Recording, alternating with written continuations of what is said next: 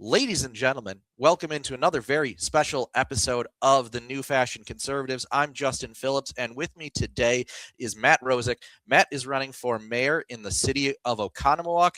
He has been a city council member for 12 years, on top of being a lawyer and a volunteer fighter. So he has a lot of cool experience. Looking forward to talking with him. Matt, welcome to the show. Thank you, Justin. Appreciate it. Yeah, so let's just start it off.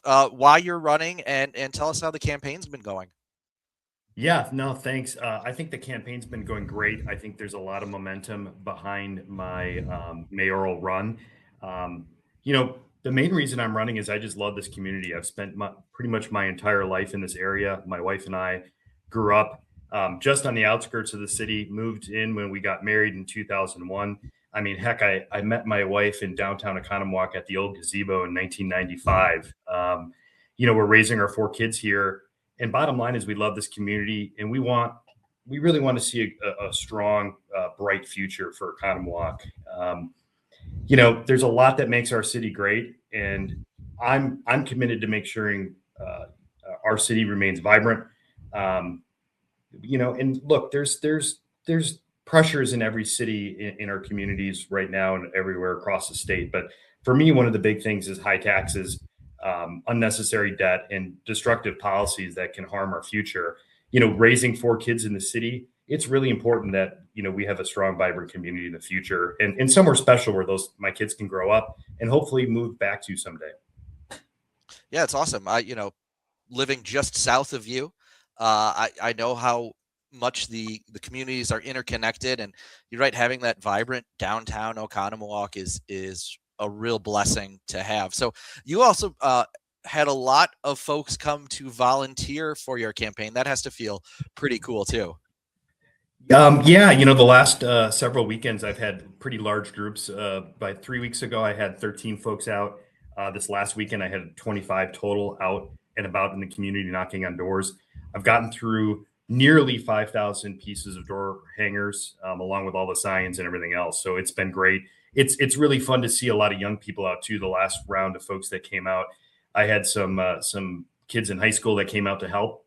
They were 17. They want to get involved in politics, and they thought this would be a great way to help out a local candidate. Oh, that's awesome. That's fantastic. And yeah, when you get that many people knocking doors for you, it's got to feel good and means you're doing the work that you need to win the race. So I think you touched on it just to start, but public safety and fire rescue services are a big part of the community and budgeting. You've been a volunteer firefighter, so I'd love to hear some stories from that. But now, as a city council member, can you share your thoughts on the direction of public safety and fire rescue in the city of Oconomowoc? Sure. I used to be a volunteer firefighter and EMT, actually, in one of our neighboring communities, Ixonia. Did a lot of my ride-alongs and clinical stuff actually in the downtown Oconomowoc station, which is where I met, former Chief Glenn Lydell and a lot of those firefighters back in the older days. Public safety is such a big deal. And the biggest way I think, support our public safety men and women is smart budgeting. To me, it's all about smart budgeting. If you waste your money on other projects, if you're taking out too much debt for things that don't need to be done, and you ignore those core services, roads, utilities, police, and fire, those groups are going to suffer. And so for me, the best way we support those folks, those men and women that are, on the lines working at 2 a.m. to protect our families, is smart budgeting and being a good, strong fiscal conservative.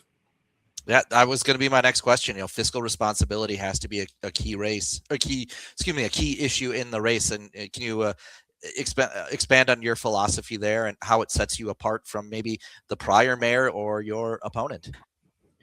Yeah, I mean, one of the things I've done since I've been on council is always have a really sharp eye on the budgets. I'm the only person on council right now that's actually voted against past budgets that overspent, either raised taxes too high or spent too much money or frankly wasted money. And that's a big difference also between me and my current opponent. She has pushed avidly a wheel tax, not once but twice. She recently, just in March, voted for an additional $850,000 in debt for downtown public bathrooms in the middle of Village Green that nobody wanted. And then just last week voted to extend a TID, the downtown TID number 4 for another year to pocket that money, for essentially affordable housing studies of some kind or another. That was money that could, and we closed it. She was the lone vote. And that money was money that was going to go to the county, CTC, the school districts, and back to the city. For our city, it was around 220,000 extra that we could use for, pick a street, fix a street, buy another cop car, buy a salt truck. It could really mean immediate debt relief, or relief to our regular folks paying taxes every day. Yeah, I know that's, especially when you get in that city budgeting, it's what mostly, if not all, fire rescue and public works for the budget. That's like a majority, if not complete majority. Yeah, if you add in fire and police and then your public works, you're probably, I don't know, 75, 79%, somewhere in that line every year, give and or those take. are things that you have to fund regardless, Correct. right? Yeah. Correct. Yep. Speaking of a little bit about this, maybe about some housing issues. The area around here is growing like crazy right now. I know we're getting a Costco. So can you talk about your vision to, manage the growth and expansion of businesses and housing in the city, while, preserving the small town charm? I know that's a phrase that gets thrown around a lot, especially with, longtime residents of the village. So tell us what your take on, that small town charm and the managing the growth. We've got a couple competing interests. One, you have people's personal private property rights to develop and use their land as they see fit within the law. And then, you have the community interest in maintaining, kind of that charm that drew people here to begin with. And balancing that is important. To me, I've called it as one of my pillars, responsible development, which to me means sensible growth that, increases the tax base, brings goods and services folks want, but work within those developers. I'm one of the few guys on council that has really held developers accountable. I've asked them to come back for projects if they're not right. Recently did that with that Harvest development. They came back initially with 720 apartments. That was it, all rentals. And I'm okay with some rentals, but we sent them back to the drawing board. And I told them I would not vote for that project if they didn't fix it, add in some more affordable single family housing, some condominiums, more owner occupied, added trails and some green space. And those are the type of things we have to do, is hold those developers accountable. On the flip side of that, when development is good and it's right. So we redid Olympia a while back. We granted some TID money. We allowed those folks to redevelop what was a really blighted area. And some of the really big positives was like the VA clinic. We have a lot of veterans in the area. And I've spoken with some of those men and women recently who are thrilled that we have a VA clinic there. So they don't have to drive all the way to the Zablocki Medical Center downtown in order to just see their doctor, for a 20 or 30-minute appointment. So those are the pros and cons. I think we need to hold those developers accountable, but there are some things people want to see in the area, and I think that's important. Yeah, that area around the Olympia ski hill is really incredible. I think when it was originally Olympia, there's a lot of trees, and you really didn't understand how big the area was and how far back it went. And that development's pretty big, but it looks very nice, and it's successful for the area. For sure. No, for sure. Yeah, you got not just the VA, but a Chipotle now too. You got a Panera. Well, yeah, I like Chipotle. we got a First Watch coming. I like all those spots too. Yeah, absolutely. And look, those are things that people do want to see come to the area. And just one more little piece on the development. Our downtown's going to kind of always be downtown. It's going to always remain, small, charming. But some of the projects that have happened down there over the years, including the redevelopment of the downtown, fixing the roads and fixing the sidewalks, that was a massive undertaking. Our downtown was dead 15 years ago. 15, 20 years ago, there was nothing going on. You now have folks that live down there in some of those buildings. There's a lot of walkability potential. I voted to stop the Fowler Lake Village. It was probably 12 years ago now. There was the swap with Fowler Lake Village wanted to build on the lakefront, which is where our parking lot and the park and the boardwalk is. And I led the effort to stop that, move that building across the street, and keep that area open for future generations. And then we put in the boardwalk, and now we're redoing Village Green, giving people that really cool spot to gather, hang out with their family, have a lunch on the lake that otherwise you wouldn't be able to enjoy. Yeah, that is a great area, great entertainment district. You talk about Mullins just moving in there fairly recently, Wine Maniacs relocating there a couple of years ago, and North 48. I've been to all those places too. Yeah, it's fantastic. Absolutely. Yeah. So oh, sorry, 3, 2, 1. So before we move on from talking about development, can you tell the story of the rock garden? I really like it, and I want listeners to hear a little bit about this. Sure. Well, there was an old building there, actually, kind of several buildings together. The buildings were ripped down. A group of folks bought those buildings to put a condo building there with retail and a restaurant. The first vote was passed, I think, 3 years ago now, but they weren't able to ultimately finance that building. They came back with a second project. On the council floor, I said, look, if we don't vote for this, we're going to have a rock pile here for 2 years. And that's exactly what we've had. That last vote was a tie vote on the council, with the current mayor breaking the tie to defeat the measure. Since then, I've had some discussions, and I continue to discuss what can happen there. After I'm mayor on April 8th, that's one of the first people I'm going to get on the phone with and try to get something happening there. That area used to be, if you look back at the early 1900s, there was a big hotel there that actually had piers that went out into the lake where people could drive their boats up.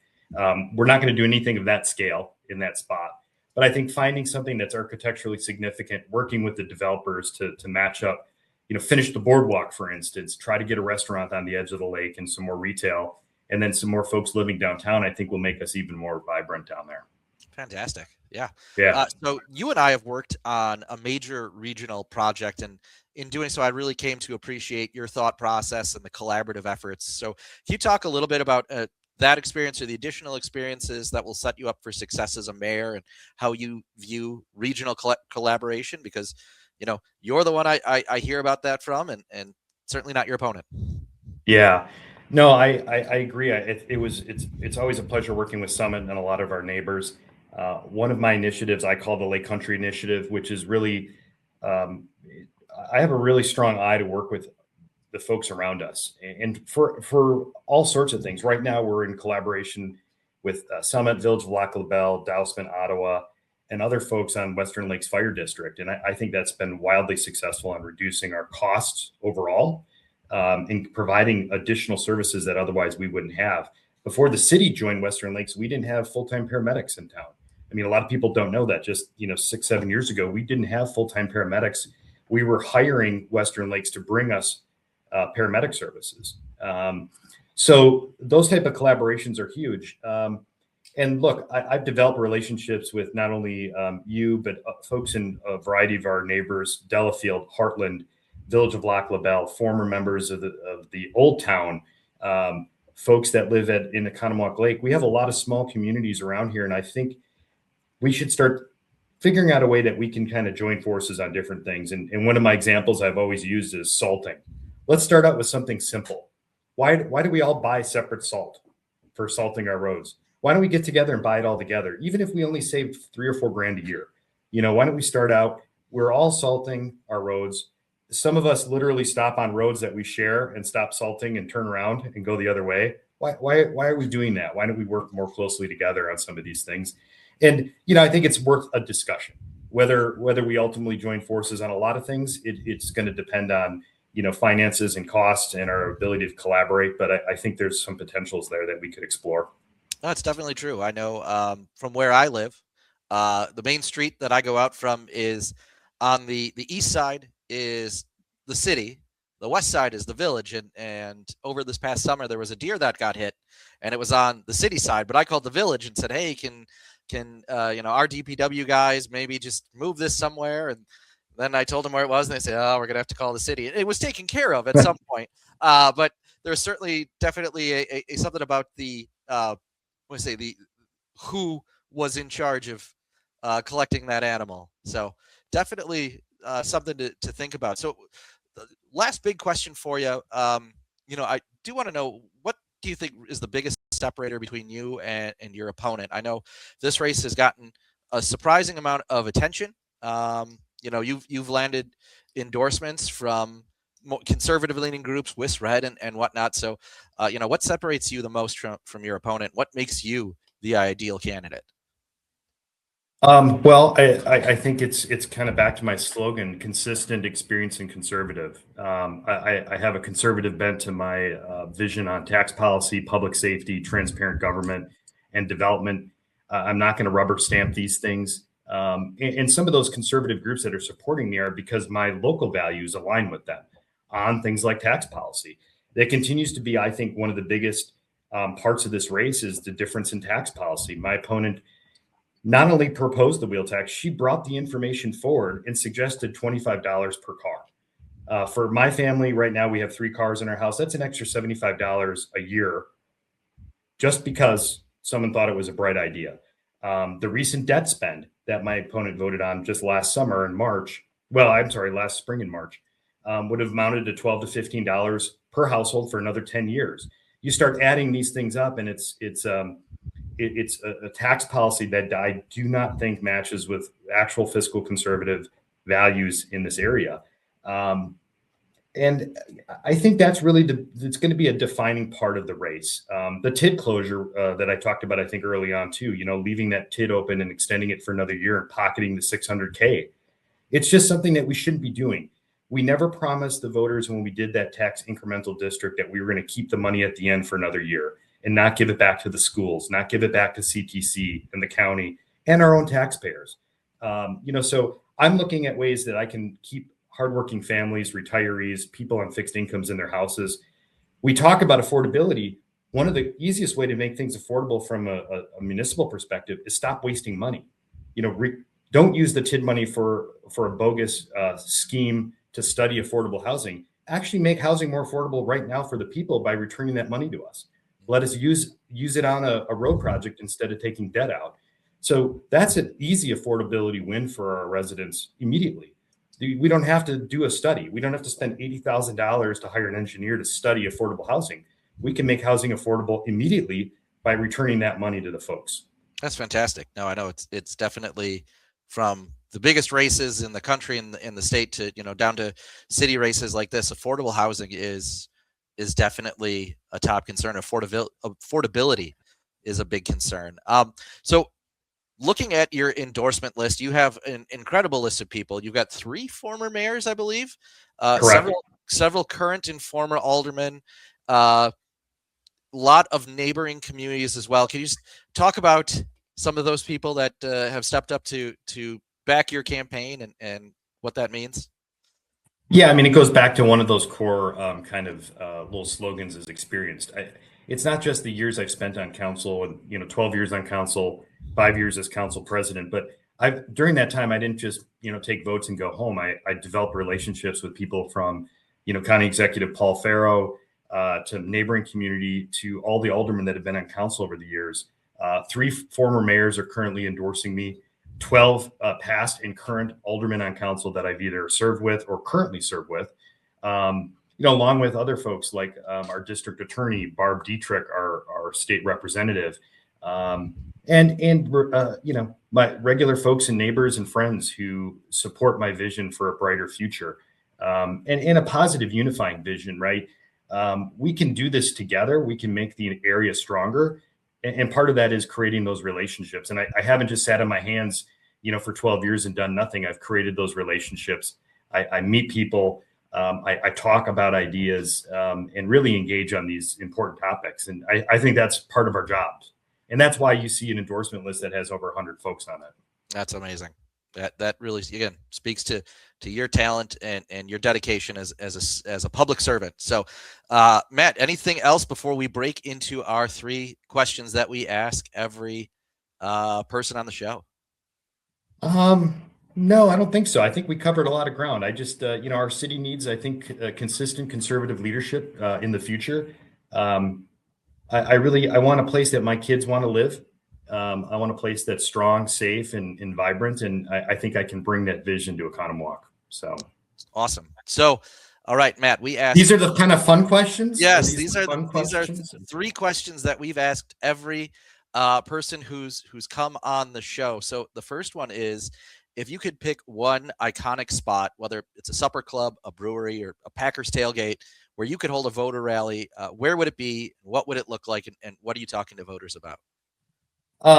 Yeah, I was kind of thinking about this. I've lived in this area my entire life. I think one of the coolest spots in our area is the Dockhound Stadium. So I think if I were to do an event at the Dockhound Stadium, that'd be awesome. Get a local band to play 80s and 90s hits like Breaking Cadence, and just jam out, grill, eat brats from Pernitz, do some cool local stuff, and then have all friends and neighbors come in and talk about the things that matter to them, in the community, things that affect their daily lives. I mean, that would be an ideal.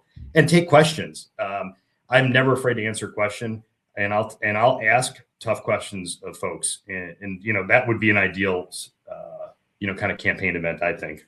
Fantastic. All right. So, second question: growing up or serving in Wisconsin, what's one lesson you've taken from the state? Whether it's a family farm, a small town festival, hunting trip, what's something that shapes your conservative approach to leadership?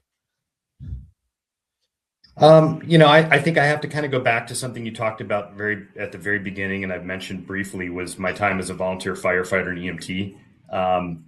And I volunteered in a rural department, and it wasn't, always the best funded. And I think, one, stepping up to lead, right? So, I was 18, 19, 20 when I was doing that job, and getting called out at 2 a.m. And I think that really kind of drove my passion for public service. And also knowing that, if I don't step up, maybe somebody else won't. If I'm not at that call at 2 a.m, who else will go? Who else will do it?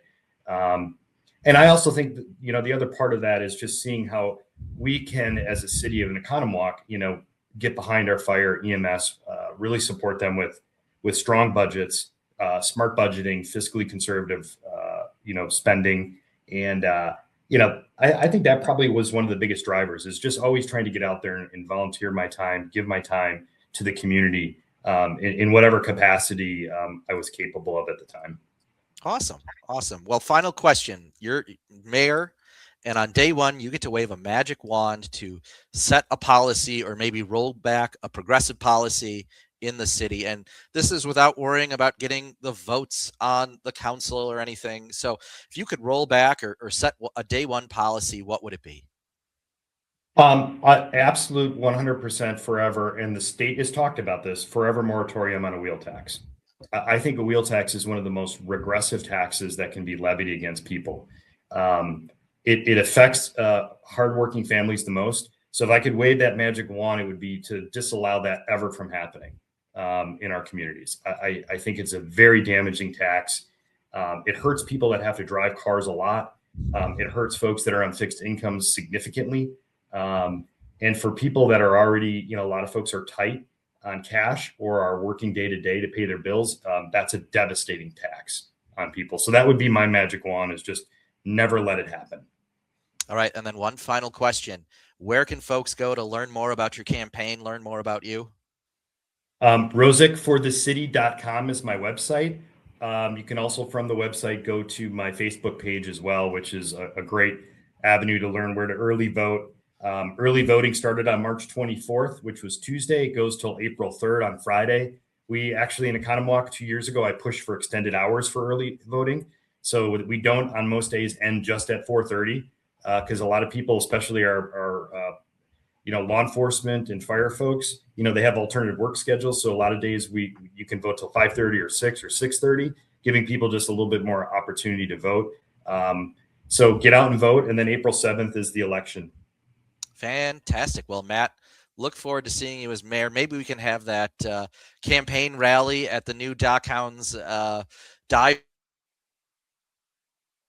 bar space, and look forward to celebrating your election. For sure. That would be awesome. Thanks, right. Justin.